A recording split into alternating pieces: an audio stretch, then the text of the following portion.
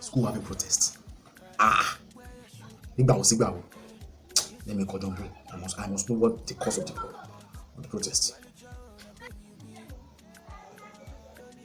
Hello, Jumbo. Hello, sir.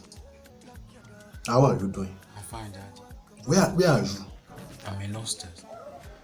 I'm watching the TV and I see that your school is having a protest. Since morning, sir. Yes. So where are you now? Hostel. Very good. Very good. You must not join them. You must not go there.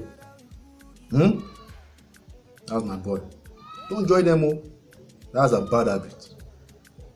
Good. Wait, oh. I don't even ask what's the cause of the protest. Let me call him again. Yes, John, hello? Yes, sir. I hope all is well this time, sir. Yes. What's the cause of the protest? Yes, it did of India. What is the cause? School management wants to increase the school fees. What? And the rental fees and all those fees. If you woman. That's all we see, sir. That's all we are. School fees? From 50,000 to 150,000, sir. And the rental fees to 80,000. Okay.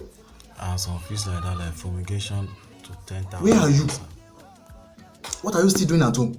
If I ask me to stay at home, sir, that protest is not good for people like Go us. and join them.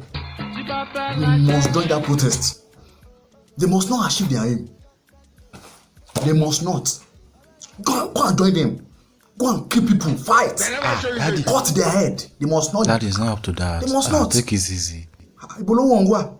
Tara gbe going. No go na. Àti lè gbóyàn ló sọ owó èèyàn kó o mẹ́.